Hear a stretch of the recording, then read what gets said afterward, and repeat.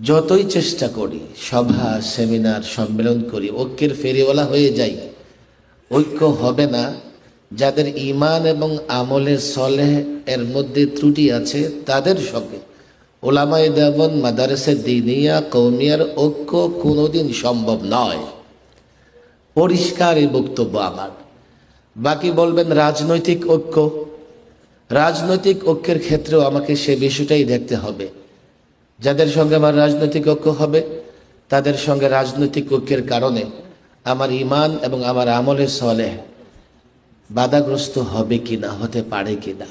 আমার কিছু বিষয় দ্বিমত আছে বর্তমানে ইসলামী দলের রাজনৈতিক কর্মকাণ্ডের সঙ্গে। আমি তাদের সঙ্গে কথা বলার চেষ্টা করেছি। আমি যা বুঝছি, যা ভাবছি সব সঠিক সেটা বলছি না। অনেক জায়গায় আমি দেখছি যে আমাদের চিন্তার যথেষ্ট ঘাটতি আছে। আমি যখন দেখছি সেখানে চিন্তার ঘাটতি আছে, আমি চোখ কান বন্ধ করে আকাবের আসলাফদের পথে চলার চেষ্টা করছি। আমার তখন প্রয়োজন বোধ হয়েছে, আমি যদি এই দলগুলোকে নির্দেশনা দিতে যাই, নিঃসন্দেহে আমি একটা দল, একটা পক্ষ, সেটা গ্রহণযোগ্য হবে না। ঐক্য নিয়ে কথা চলছে, তবে আমি মনে করি ঐক্য নিয়ে কোরআনে আমাদেরকে যে নির্দেশনা দেওয়া হয়েছে সেটাই আমাদের জন্য যথেষ্ট। কোরআনুল কারীমে আল্লাহ তাবারক ওয়া তাআলা রাসূল সাল্লাল্লাহু আলাইহি ওয়াসাল্লামকে উদ্দেশ্য করে বলছেন, লাউ আনফাকতা মা ফিল আরদি জামিআ মা আল্লাফতা বাইনা কুলুবিহিম ওয়ালাকিন্নাল্লাহা আল্লাফা বাইনাহুম। জমিনে যা কিছু আছে সবই যদি আপনি খরচ করে ফেলেন তো তাদের ভেতরে উলফাত, মহাব্বত তৈরি করতে পারবেন না।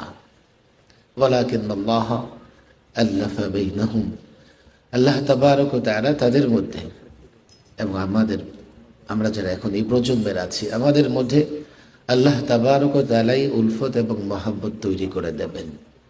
হাকিমুল উম্মাহ লিখেছেন কিভাবে সেটা হবে সেই নির্দেশনাও পবিত্র কোরআনে চলে এসেছে। ইন্নাল্লাযীনা আমানু ওয়া আমিলুস সালিহাত সায়াজআলু লাহুমুর রাহমানু ওয়ুদ্দা। ঈমান এবং আমলে সালেহ এই দুটোর উপর ভিত্তি করেই আল্লাহ তাবারক ওয়া তাআলা আমাদের পরস্পরে উলফত এবং মহাব্বত তৈরি করে দেন। সুতরাং এটাই আমাদের জন্য চূড়ান্ত নির্দেশনা। যতই চেষ্টা করি, সভা সেমিনার সম্মেলন করি, ঐক্যের ফেরিওয়ালা হয়ে যাই, ঐক্য হবে না। যাদের ঈমান এবং আমলে সলেহ এর মধ্যে ত্রুটি আছে তাদের সঙ্গে উলামায়ে দেওবন্দ, মাদারেসে দ্বীনিয়া, কওমিয়ার ঐক্য কোনোদিন সম্ভব নয়। পরিষ্কার এই বক্তব্য আমার। বাকি বলবেন রাজনৈতিক ঐক্য, রাজনৈতিক ঐক্যের ক্ষেত্রেও আমাকে সে বিষয়টাই দেখতে হবে। যাদের সঙ্গে আমার রাজনৈতিক ঐক্য হবে তাদের সঙ্গে রাজনৈতিক ঐক্যের কারণে আমার ঈমান এবং আমার আমলে সলেহ বাধাগ্রস্ত হবে কিনা, হতে পারে কিনা। বাকি ওলামা কাউন্সিল, যেহেতু আমি মনে করি এটা একটা বুদ্ধিভিত্তিক প্রতিষ্ঠান বা সংগঠন, এবং আমি যদ্দূর দেখেছি এর কর্মসূচি আমার কাছে তাই মনে হয়েছে যে ওলামা কাউন্সিল বাংলাদেশে বুদ্ধিভিত্তিক কাজ করবেন, নির্দেশনামূলক কাজ করবেন, পরামর্শমূলক কাজ করবেন। এবং এই ধরনের সংগঠনের বড় অভাব আছে আমাদের মধ্যে। আজকে দেখেন, সংস্কার, সনদ, জাতীয় নির্বাচন নিয়ে যখন নানা রকমের কথা হচ্ছে, আমরা ডানপন্থী, বামপন্থী অনেক বুদ্ধিভিত্তিক সংগঠনকে দেখছি, তারা তাদের চিন্তায়, তাদের মতাদর্শে যারা উজ্জীবিত হয় তাদেরকে নির্দেশনা দিচ্ছে। আমাদের জন্য বড় দুঃখ, সংস্কার থেকে নির্বাচন পর্যন্ত ওলামায়ে কেরামের কোনো সংগঠন, প্ল্যাটফর্ম, নির্দলীয় কোনো সংগঠন থেকে এখনো পর্যন্ত আমি বুদ্ধিভিত্তিক কোনো প্রস্তাবনা দেখিনি, শুনিনি। এই যে আমাদের ভেতরে এক ধরনের কনফিউশন কাজ করছে যে সংস্কার নিয়ে আমাদের বক্তব্য কি হবে, সনদ নিয়ে আমাদের বক্তব্য কি হবে, আগামী নির্বাচনে আমাদের অবস্থান কি হবে। আমরা যারা রাজনৈতিক দলের সঙ্গে জড়িত, আমরা যখন কোনো বক্তব্য দেব সেটা মানুষ ধরে নেবে এটা ওনার দলীয় স্বার্থে কিংবা ব্যক্তি স্বার্থে। আমাদের নির্দলীয় বুদ্ধিভিত্তিক কিছু সংগঠন থাকা দরকার যারা জাতির প্রয়োজনে ইসলামী দলগুলোকে পরামর্শ দেবে, যাতে ইসলামিক দলগুলো এবং এর নেতৃত্ব সঠিক সময়ে সঠিক সিদ্ধান্ত নিতে পারে। আমি যথেষ্ট অভাব অনুভব করছি। আমার কিছু বিষয় দ্বিমত আছে বর্তমানে ইসলামী দলের রাজনৈতিক কর্মকাণ্ডের সঙ্গে। আমি তাদের সঙ্গে কথা বলার চেষ্টা করেছি। আমি যা বুঝছি, যা ভাবছি সব সঠিক সেটা বলছি না। অনেক জায়গায় আমি দেখছি যে আমাদের চিন্তার যথেষ্ট ঘাটতি আছে।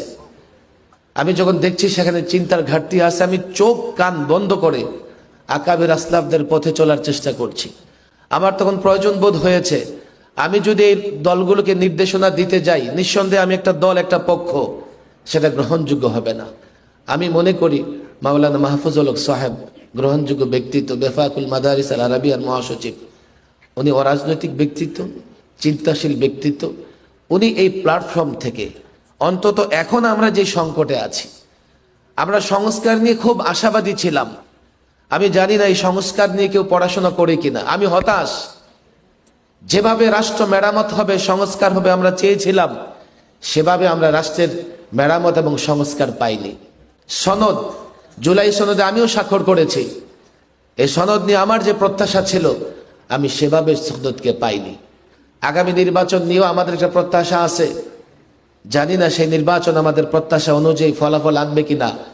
আমি মনে করি ওলামা একরামের মধ্য থেকে চিন্তাশীল আলেম যারা, তারা আমাদের নির্দেশনা দেবেন এবং এ ওলামা কাউন্সিল একটা মুরব্বীর ভূমিকা পালন করতে পারবেন, ঐক্যের ক্ষেত্রেও, নির্দেশনা দেওয়ার ক্ষেত্রেও, এবং ওনারা আমাদের সময়ে সময়ে রাহনুমাই করবেন। আর তাহলে আমাদের যে একটা শূন্যতা, থিঙ্ক ট্যাঙ্ক প্রতিষ্ঠানের শূন্যতা, বুদ্ধিভিত্তিক কাজের প্রতিষ্ঠানের শূন্যতা, গবেষণা ভিত্তিক কাজের যে শূন্যতা আমাদের ভিতর বিরাজ করছে, আমি মনে করি সেই শূন্যতা কিছুটা হলেও পূরণ হবে। আল্লাহ তাবারক ওয়া তাআলা আত্মপ্রকাশ এই সংগঠনকে, সংগঠনের নেতৃবৃন্দকে কবুল করে নিন। ওমা তৌফিকি ইল্লা বিল্লাহ। আসল কথা হলো, মুরব্বীদের থেকে যে কোনো সময় যে কোনো সিদ্ধান্ত আসে, এটা বুঝে না আসার কারণে বহু সময় দেখা যায় সমালোচনা আরম্ভ হয়। তা আমরা সব সময় কোনো দিক নির্দেশনা আসলে সেটা আগে না বুঝলে বড়দের থেকে বুঝে নেওয়ার চেষ্টা করব, যেন এটার মধ্যে আর এসকালটা না থাকে। এইভাবে যদি আমরা চলি, ইনশাআল্লাহ মুরব্বীদের পরামর্শে যে কোনো সময় যে কোনো সিদ্ধান্ত আসে, এটা যদি মেনে চলি, আমাদের জন্য ভালো হবে, আমাদের দেশের জন্য ভালো হবে, দ্বীনের জন্য ভালো হবে। তো সবাইকে এই জাতীয় উলামা কাউন্সিল বাংলাদেশের সাথে একত্রতা ঘোষণা করে সবাইকে সাথে থেকে বাকি হায়াতটা আমরা সবাইকে কাটানোর জন্য তৌফিক দান করুক। ওয়া আখির দাওয়ানা আলহামদুলিল্লাহ।